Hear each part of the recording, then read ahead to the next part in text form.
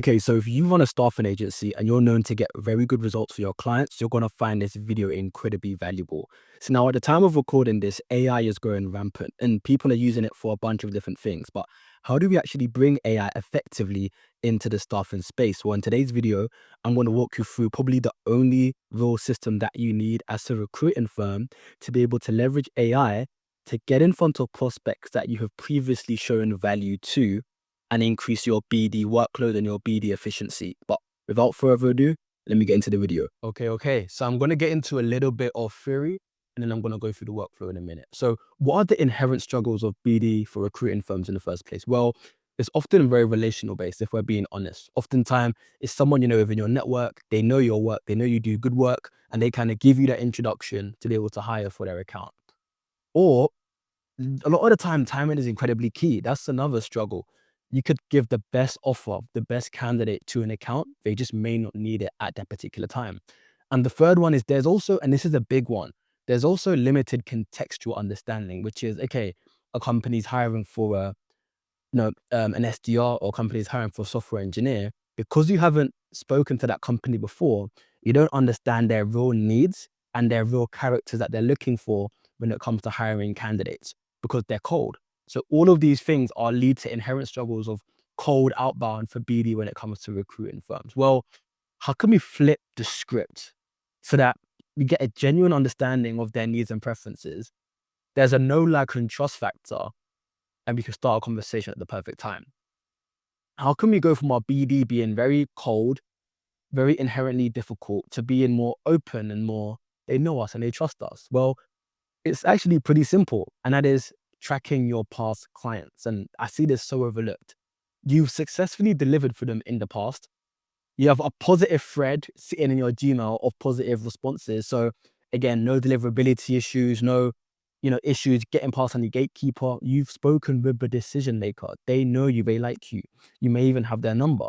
And in addition to this, they know you do good work. But the issue that most recruiting firms I see doing is they're just not tracking their previous clients. They do a good job, they kind of let them go. The client may come back to you, but you should be going back to them if you notice an opportunity to do so. And how do you notice an opportunity to do so? Well, I'm going to show you right here. Let's imagine you have your CRM, and then I like to advocate for using Etio. It's a really, really good modern 21st century AI-based CRM. On a regular basis, you can retrieve your past clients from your CRM list, and you can then run them through a bunch of enrichment or signal steps to see, hey, is there any information in why I should then go and reach back out to this person because they may need my assistance again? So open roles, that's a simple one. Funding, another amazing one. If you're funding, you're looking to grow. I'm assuming you're going to want to hire A players moving forward. And team downsizes. People don't talk about this much, but this is amazing because this usually predates this. The team might be having a downshift. Oh, they might need to hire for new roles. So most people are watching this one, but this is a great one to also be watching. And again, you want to ping it right into Slack for an activate the relevant consultant. So maybe the person that last dealt with that account, you can ping them again and saying, hey, Ben, crypto.com are now just hiring again for an account executive. You did it last time. Here's a potential conversation you can re-engage with, right? So this is what we need to be doing, especially nowadays where trust is at an all-time low, being able to leverage your unique advantages that your competitors don't have. Your competitors haven't worked with this company like you have, so you want to lean on that. And building a system like this allows you to track those accounts. So I want to go into a TO, a really, really good CRM that I highly recommend you leveraging. So I'm here on a dummy account, Recruiter Tech. So let's say I'm a recruiter and I hire in the tech space, like Web3, for example. I've got a list of companies, as you can see here, and I've got something called past clients. So your past clients can just be like a subset list of your company's list. So I've got a bunch of companies, but my past clients, there's only 2 past clients here. And as you can see, they're in a Web3 vertical. Well, how can I now track these guys on a regular basis to then figure out when is the best next time to get in front of them? I want to walk you through a very, very simple workflow. I do have a much more complex one. I want to walk you through a simple one at first, just to show you the foundations of it, and then you can build upon it slowly in the future.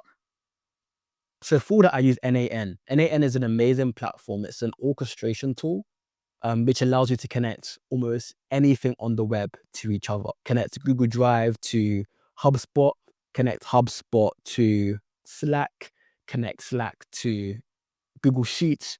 You can do the whole thing through NAN. You may be familiar with Zapier or Make.com. NAN is, I like to say, a more customizable version, and it's also much cheaper as well. So we opt to use it, and we also tell our clients to use it as well. So what's going on here? So it looks complex, but trust me, it's incredibly simple. So we're using the Atio API to retrieve our past clients.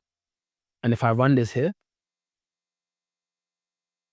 and I open it up, you should be able to see we've got crypto.com.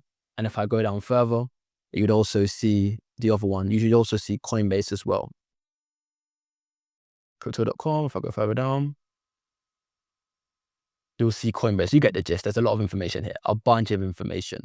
But once you have your clients, we don't want to loop over them. So we want to, for each client, we want to do one thing. And what is that thing? In this case, to keep things simple, we're going to find those open jobs. Now, if I go onto LinkedIn,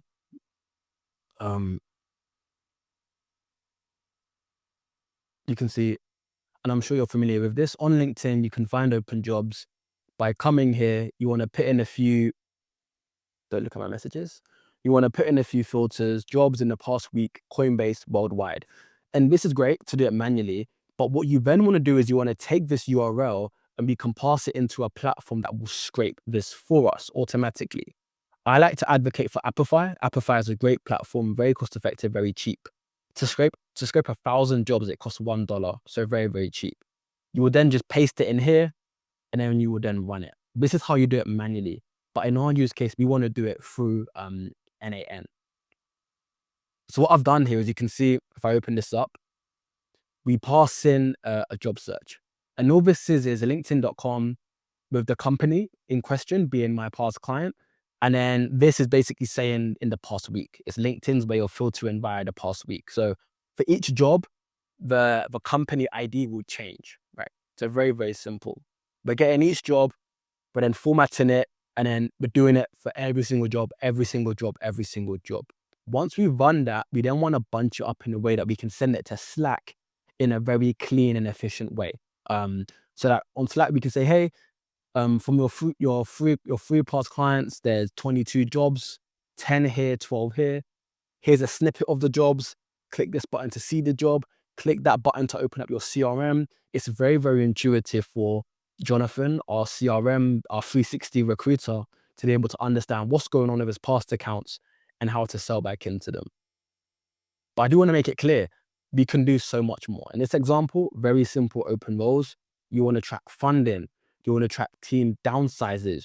You want to track industry-specific news, especially with Web3, for example. If there's been some news about blockchain and it's going to affect this type of person, again, an opportunity to maybe get in front of them because now they might need to hire some security personnel. You get where I'm going with this. Be very specific to your use case. So going back here, we'll then run this, and how it looks on Slack is amazing. And I'll show you here. New opportunities. You can see I ran this just before the video. New opportunities from past clients, crypto.com. If I click this, it will take me right to the CRM in a second. If my computer wants to load. Here we are, crypto.com, and all the information, the ARR, employee range, amazing. It then shows me every single open job.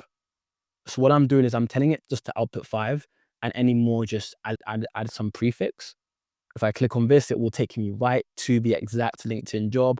We can take a look. We can decide if you want to reach out to them for the specific role or choose a different role. So if I come down here, software developer, strategic accounts. Of course, depending on what your function is for hiring, you can reach out for each particular job. Again, Coinbase, can see the CRM. They have 88 open roles, and then you can go through and see which is valuable to you. Again, I kept this very, very simple.